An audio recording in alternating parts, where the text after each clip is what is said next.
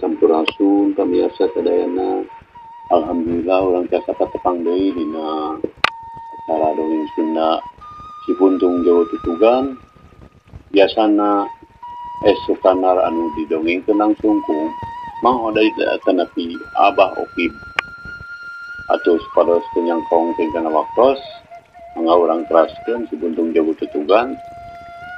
Oge tong hilap subscribe-na, like sareng komen. Mangga atuh urang kawitan prung baraya.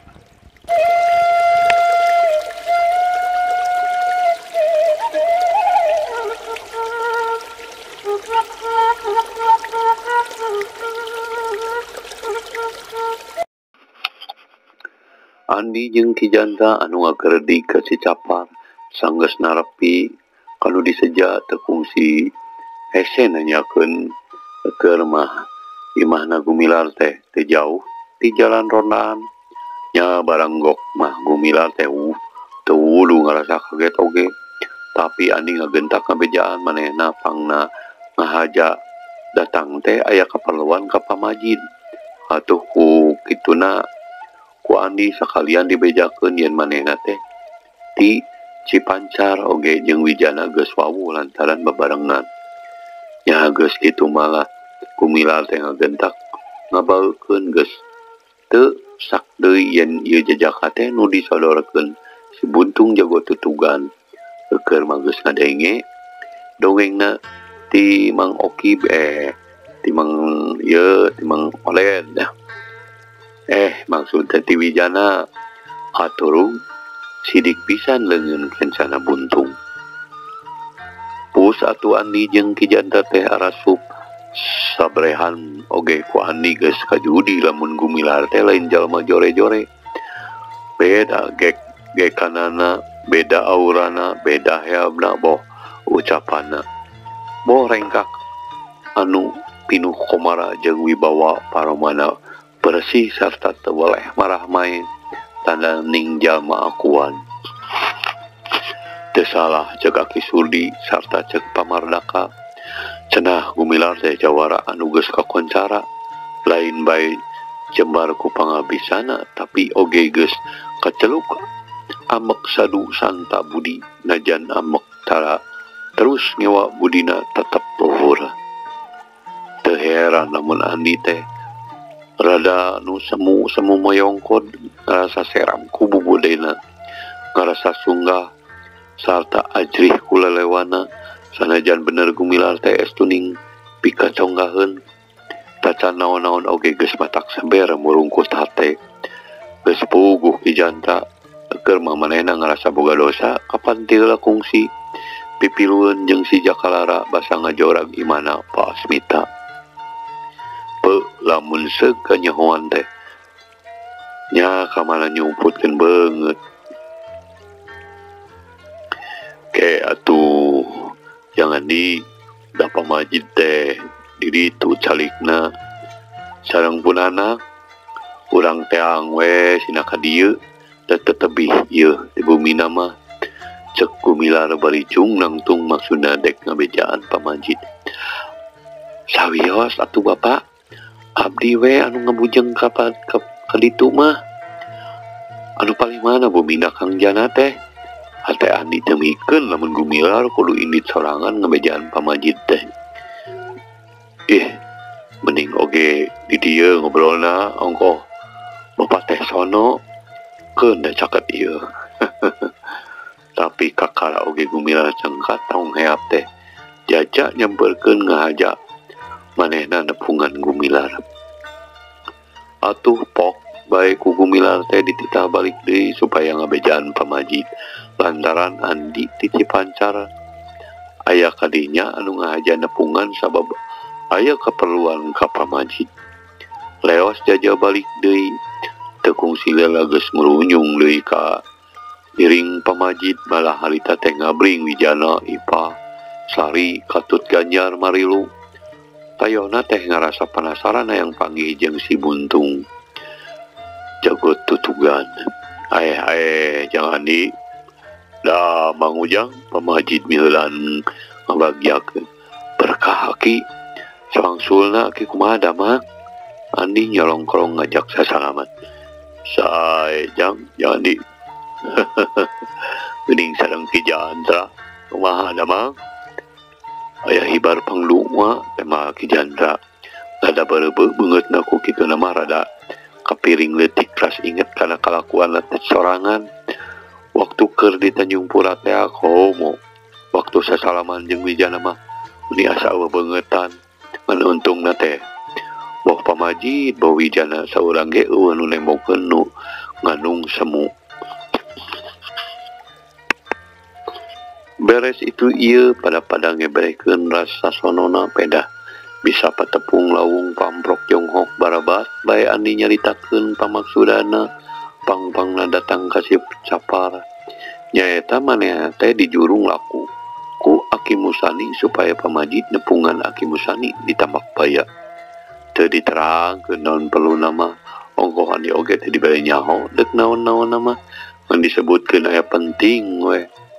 Beres nepi pikeun pamaksudana dek Andi teh ngadongengkeun perkara karena ayeuna geus ngabelecet ti lemburna malah tadi oge kungsi papanggih ngabarengan jeung anu ngaran Dalimin. Urang teh juresela ngan barang gok oge tepung manehna langsung lumpat malahan ngeunaan patrak heula jeung Dalimin oge dicaritakeun.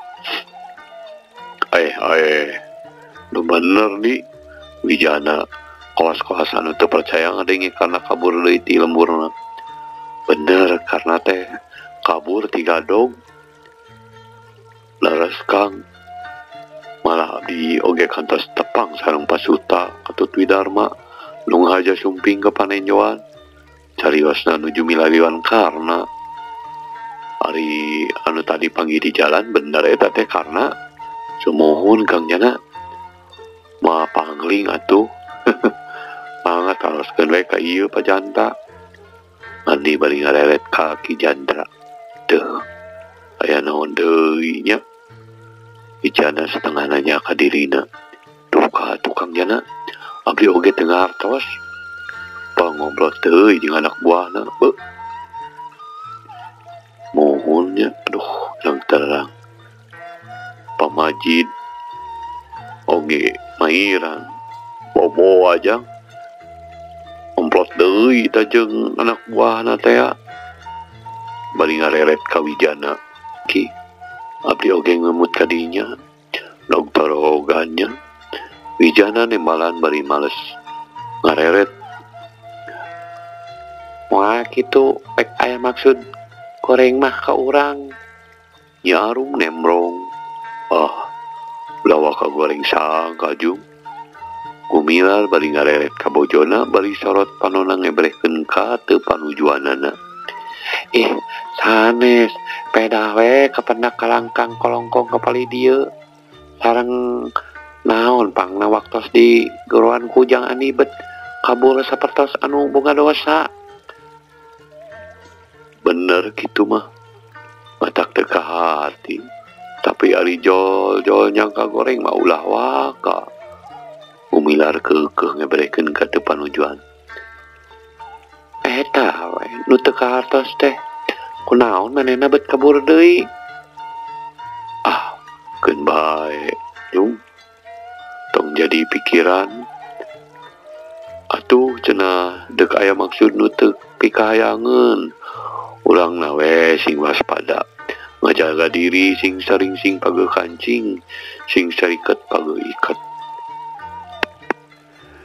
Sumuhun kitu we eta mah yang panginten bapak teh kedah ketambak bahaya. Pamajid nyarita ka Gumilar pang-pang nama satengah menta dijurungkeun. Sakadah nama Pak bade irah angkatna Pamajid. Bade dinten ayeuna rupina mah.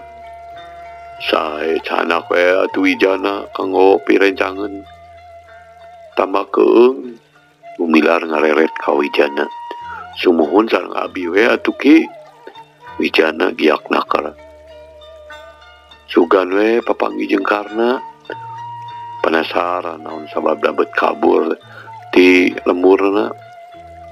Geus kitu mah teu talangke Andi pamitan mimiti nama gumilar teh teu langsung hidina Andi indit deui teh ku kitu nama geus ngarasa sono keneh olo kaya Andi maksa lantaran geus dipapadonan ku Aki Musani supaya ulah lila antuk nama gumilar idinan bari ngaimplik-implik nitip salam baktos ka Aki Musani nu mangkuk di tapak baya.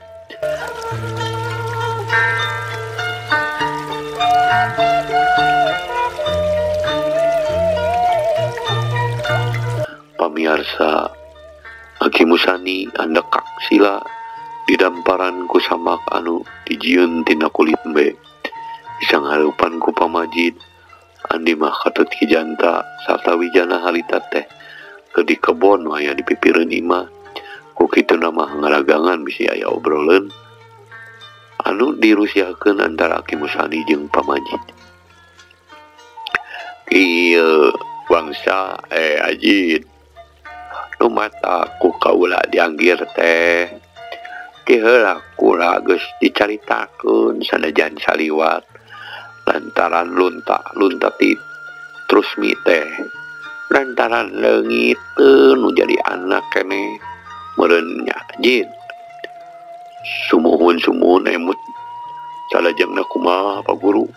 Pamajid dadak kaget oge lantaran Aki Musani ngajakan ngarongeng teh bangun anu darianaker ngajakan ngadongeng teh bangun anu darianaker jauh-jauh manehna disusulan jeung ku anehna teh nah ari pamardaka teh disusulan tah ieu Ajin perkara anu sabab nama pangna si Mursan kabur ti imah teh moal dicaritakeun kan basa 2 minggu nu kaliwat kaparengan ngimpi dina impian teh si Mursan nembongan sarta nganaha-naha ka kula nah becicing bae cenah teu neangan nu jadi anak saperti anu teu nyaah pokna teh kitu tah ku kituna hate kula teh nu tadina geus paler teh ayeuna beuti inget deui ieu teh kageuing deui ku impian di poho-poho teh kalakah beuki nyonyo nyoso beuki nyonyo mah dalang inem malak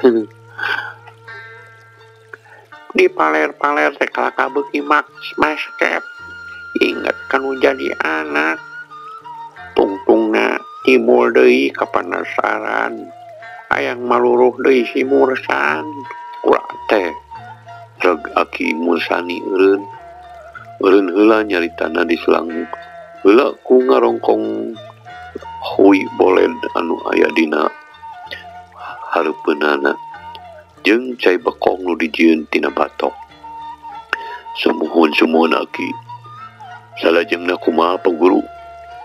Pamajid nanya deui ka surunggup panasarana kieu Ajid eta ge amun kasaluyuan kula teh rek mintas kahidap pangmaluruhkeun si Mursan tapi ulah jauh-jauh kitu we kanu deukeut paling di sakuliah dayeuh Garut oge ulah dihagakeun teuing ieu mah sambilan we ieu mah dangan saukurna meakeun kapanasaran teangan di sakuliah dayeuh Garut kumaha kira-kirana sanggup Ajin. Mangga Pak Guru upami leres majang Mursan teh aya dikieuna keneh piraku we teu kapendak moal poho rupana hidup Ajin kana rupana moal Pak Guru margi kapan aya cirina nya daun celina anu katuhuna terawing urut dicakar monyet jabana ti eta hidup oge apa meureun manehna teh boga hiji barang anu kacida dipikaresepna waktu hayang kana eta barang dek nepi ka pulung. Terus sok dipake kumanehna ieu keneh. Sumuhun gandenan emut kene pisan. Tah eta bisa dijieun pedoman jid lantaran sabab sapamikiran kula mah. Batur mah moal aya nu boga nu samodel kitu. Sumuhun apungkur oge abdi teh kabita pisan ku eta barang teh Pak Guru. Tah kitu we sugan we atuh si Musan teh aya keneh di kieuna. Sumuhun Pak Guru. Manawi we atuh ieu nepi ki adi diwartosan teu. Saha ki uka henteu ajid ongko ki uka mah teu apaleun ka si Musan teh. Leres margi Musan teh da dalit oge sareng abdi sobat dalit oge. Nya ieu sababna kula mentas kahidep teh ajid. Sakitu tah kaperluan kula teh ayeuna mah pek bisi dek ngareureukkeun awak ka mana ari barudaknya. Aki Musani bari ngareret keluar. Nuju di luar panginten pamajid oge ngareret keluar. Pamiarsa geus taya deui piobroleun mah pamajid teh pamitan mulang deui ka Cicapar bakuna mah ngarasakeun kawijana anu geus marenyeng hayang geura balik lantaran ngarasa hariwang ninggalkeun pamajikanna anu keur gede beuteung anu geus ninjak bulan alaeun. Ande mah jeung Ki Janda teu milu mulang kode teu oge apanan andi mah geus dibejaan yen Aki Musani teh aya kaperluanan anu dina dekna dicaritakeun bener bae kumaha ceuk turupaneun yen Aki Musani teh dek ngajarkeun deui ilmuna ka andi. Memang ari ditilik tina kebiasaan anu guguru mah Andi teh geus tamat ngalap ilmu teh. Sakabe ilmu panemu geus kapimilih ku Andi, tapi ieu mah anu deuk diajarkeun ku Aki Musani. Ayeuna hiji kebiasaan Aki Musani nu memang bawana ti kudrat. Nyaeta Aki Musani teh bisa ngagunakeun tungtung ramo-ramo suku nepi ka lamun dipake lempang atau lompat sumawana luluncatan teh sama sakali teu kadenge gerakanana. Mun dipake lempang kasida cepetna puguh siga nu ditotronjong, atuh lamun dipake lompat ceuk nu bohong mah bisa marangan angin lantaran ramo-ramona ngepera. Geus puguh nu dipake luluncatan dina ngajorelat teh ngan sakilat-sakilat meh teu katempo ku panenjo. Sajabana ti eta aya deui kaluar biasaan Aki Musani teh nyaeta bisa nganyahoankeun naon-naon ku jalan ngagunakeun hiliwirna angin. Cukup ku mancokeun irungna we saperti siga nu keur nguseup hawa, siga nu nyeseup hawa atawa ngantarkeun dua dampaleungeunna kana ceuli, siga meber nonggongan daun ceuli sarta dampalna mancok ka hareup seolah-olah dampaleungeun teh dijadikeun antena meureunnya. Tah dina hiliwirna angin anu nebak dampaleungeun teh sarta saterusna hiukna angin anu asup kana ceuli geus cukup pikeun Aki Musani mah nganyahoankeun boh aya sato galak atawa jalma nu deuk ngabinasa ka manehna. Aya deui kabiasaanna sejen anu teu kurangna hebatnya eta bisa ngadengekeun keblik dampak suku anu keur lempang atawa anu keur lumpat sanajan masih jauh tapi rau ku nganterkeun jeulina kana taneuh atawa heug nancepkeun peso balati kana tangkal terus didengekeun tina seseukeutna. Hebatna teh lain bae bisa ngadenge gebligna anu lempang tapi bisa dipapara. Nah eta nu lempang teh keur nafsu atawa henteu cenah bisa dibedakeun tina gebligna. Komo tah anu candahar sih rasa geblikna teh beteung lapar. Walau alamnya, tapi tulupanana Aki Musani teh tara mencau tah ieu pisan kaluar biasa anak Aki Musani anu teu dipimili ku batur anu dek diajarkeun ka Andi teh. Sugan jeung sugan bae Andi bisa naikkan sarta ngagunakeunana sarta nyaeta tangtu bakal meakeun waktu anu lain ngan sakedeung. Tapi taya salahna ku Aki Musani dek dicoba.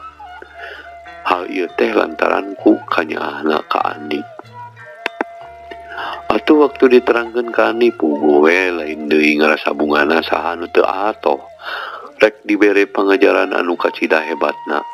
Tapi anu jadi hareuneg teh masalah waktu ongkona ayeuna manehna teh sasat keur neangan ni Tarsia.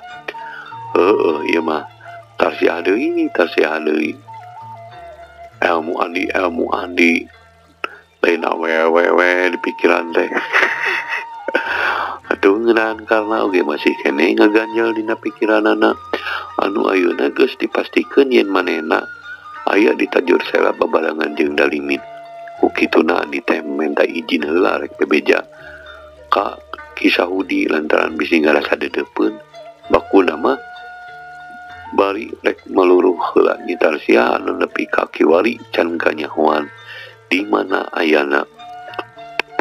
Waktu pemiarsa sadayana cag dugi ka dieu dongeng sunasi buntung nyekut tutugan enjing urang tepang deui. Hatur nuhun ka pamiarsa anu tos satia ngabandungan dongeng Sunda ieu oge tong hilap subrek pamiarsa ngabantos kasumangetan dina neraskeun jejer carita ieu. Hatur nuhun. Wassalamualaikum warahmatullahi wabarakatuh.